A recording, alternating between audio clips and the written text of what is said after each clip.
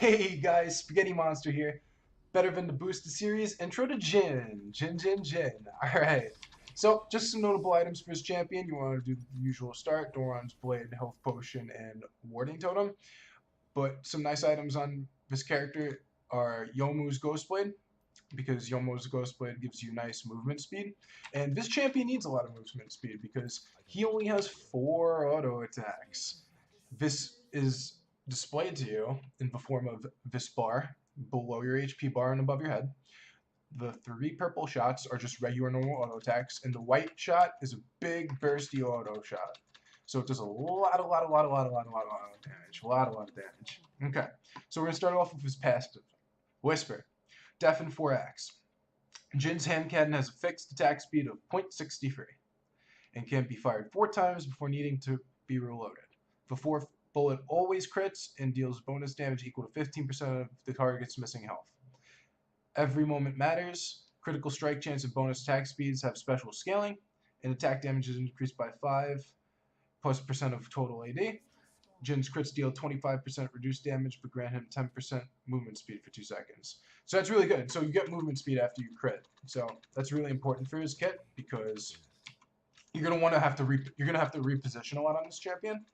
And yeah, it's just if you have really good positioning, then this champion's probably good for you. For laning, I like to start it off with Dancing Grenade. That's his Q.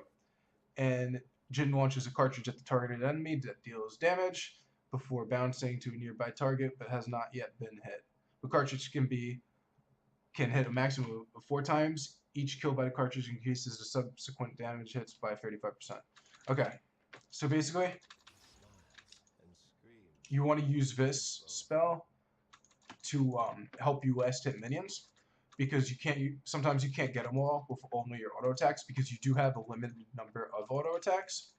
So it's a really important farming tool. So we're gonna hit some minions in the bot lane, and we're just gonna check it out, see what it does, see how it works, along with Jin's passive and the way his 4th auto attack works as well. So we're just gonna start CSing right here. Let's get some last hits. So we're on the 4th auto attack right now, and we get a bunch of move speed. Hey, Yeti knows the way. Alright, so Q can be used from a range of this circle. His auto attack range is pretty much the same as the Q range, so just keep that in mind. So if I Q the minions, it'll bounce 4 times, and that's how that looks, just from the bouncing. This does a lot of damage. Boom, big hit. Crit a 230 on that cannon minion. That's really good for early game. Second spell I like to get in lane is Deadly Flourish.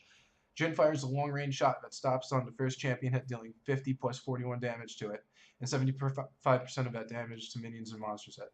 So, if Deadly Flourish strikes a champion that has been hit by one of Jin's basic attacks, Lotus Traps, or allies within the last 4 seconds, it will root them for 0.75 seconds. So that's really important thing to note. That's a really important thing to know. Oh my god, English. So, if I just Q this Nunu, how it just bounced off like that, you'll notice that there's no passive proc. Here, this is what the passive proc looks like. It's that little circle with like the bullseye in the middle. Yeah. So if I just Q this Nunu, and then I W, he won't get snared. He can still move. See? And it's a really long cooldown, so let's just wait for this cooldown really quick. Once again, just displaying that the Q cannot proc the passive. But if I auto attack and now I use the W, that's a snare because it consumes the passive from the flourish. So it's really good for laning. Like if you're laning with like a Thresh or something, or like a hook champion like Thresh, and you get a nice snare from your flourish, that gives your Thresh a really easy hook and a really easy time in lane, and it's probably going to get you lots of kills. So, the 3rd spell that Jhin has in his kit, Captive Audience. Jhin places an invisible Lotus Trap that lasts 2 minutes and activates when stepped on, revealing enemies for 4 seconds, so it's really good for vision control. Like, let's say you guys don't have a lot of wards bot lane. So I could put like a trap over here, and that covers that bush if somebody walks into it. I'm sorry. And that's really good. That's really, really good. The trap leaves behind a zone that slows enemy. It's like an AoE slow, so it helps to peel for yourself, and it detonates after 2 seconds, dealing a lot of damage. I think the scaling on this is actually pretty crazy too. Jhin prepares a new trap every 28 seconds, so it's kind of like Teemo Shrooms. Beauty and Death. When Jhin kills an enemy champion with Lotus Trap, no, it says when Jhin kills an enemy champion, Lotus Trap will spawn and detonate where they are killed. Okay. So if I kill this Nunu right now, a Lotus Trap is going to spawn. So let me just kill this Nunu really quick. He's going to let me kill him. But as you can clearly see, the 4 auto attacks, you got to really be pokey and tradey with your kills. So right here, a Lotus Trap just spawn. And it'll explode. That's really important to know, especially when you're playing against Jhin. Because if you stand on your dead ally, then that damage could actually kill you. You know, every little bit of damage adds up, and you don't want to explode to a landmine. You know. All right. So his ultimate, which is his last skill, is called Curtain Call. Jhin sets up and channels, enabling him to spare 4 shots at extreme range in the cone in front of him. So when you use this spell, you want to make sure that in team fights you're standing very, very far back, because you are mounted into a stationary position and you cannot move from that position. And if you choose to move from that position, I think you can cancel it by either right clicking or pressing R a second time to cancel it. Then it cancels the ult.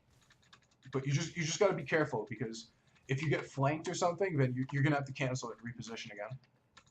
So I'm gonna show you guys what Curtain Call looks like right here. And this Nunu's just gonna stand still for me. So we're gonna Curtain Call. So you get 1, 2, 3, and then the 4th shot does a big burst of damage, a really big burst of damage. And you'll notice it in games. The 4th shot's the most important shot to hit, because it will get you the most kills out of all the shots, because of how significant it is. It kind of works like your passive in a way. So just to double check, if I put this flower down and Nunu steps on it, he's susceptible to my W snare, which I just missed. That's okay, because you can see the passive, it'll pop up and then he can get snared. So for laning with this champion, personally, I like to put my my flower traps. I call them flower traps because it's just easier. I like to put my flower traps towards the riverside, and sometimes in the bushes. Like if I'm versing a bush control support like Zyra, I'll put them in here, and then it'll force them to use like a control ward or something. And then when I get ganked from here, they usually run over it, and it gives me more time to run away because my champion has no escape. So it's pretty much just to buy me time, which is really nice. And yeah, that's pretty much everything that's proccable with the W. You just gotta remember the E. The E is proccable, but the Q is not. Passive will not show. And I believe that the ult is not proccable too. So yeah, on your first shop rotation, you want to get Youmuu's. I could just get it really quick just to show you guys. I think I'll do that. So I set some minions. Kill this Nunu again for some extra money really quick. Get the headshot damage in, see how much damage it is. It's crazy. It's really important. You want to poke in trades. You don't really want to commit the crazy owns because you only have 4 auto attacks. So basically you just want to get that 4th auto off and then just back up with the move speed that it gives you. And that's probably the most optimal thing to do in the early game, because early game you can be strong if you play your champion properly. Jhin's probably one of the more challenging but rewarding AD carries in the game because his playstyle is so unique, but also he's probably one of the stronger AD carries as well at the moment. So let's just do some damage to this tower. Minions are going to help us out. And hopefully the Nunu will come back one more time to get a kill, and we can get the Youmuu's Ghostblade to show you guys what it does and how it can be utilized. W is also really good for reaching minions that you can't get normally when you're being zoned. So that's really nice. Kind of like Jinx W. And let's see. Alright, that's enough gold. That's good. So we're going to go back. We're going to get this item. But yeah, the main thing with Jhin is just you have no escape. So your positioning has to be on point. So we get this Yomu's Ghost Blade. We could get a pair of boots too. So this is us running normally. And then Yomu's Ghost Blade gives us a big boost to speed. It's really significant. And it lasts for 6 seconds. It's only a 45-second cooldown, so that's really good. It's really good for Jhin. Now, I'm just going to double check that Curtain Call doesn't proc the W, or it does. So we're going to check that out right now, because I'm not 100% sure. And also, UW can be used to steal buffs, jungle buffs. So like, if you want to steal like blue or like Gromp or something. So let's check this out. Okay. So it looks like it doesn't proc your W passive. So Nunu could still move. So yeah, only auto attacks, allied attacks, and your E. And then if this Nunu tries to run away from me, I could always just Yomu's towards him. So that's really good. And yeah, that's pretty much how to play Jhin. I hope you enjoyed this guide, and I hope you gained some ELA. Thanks for watching.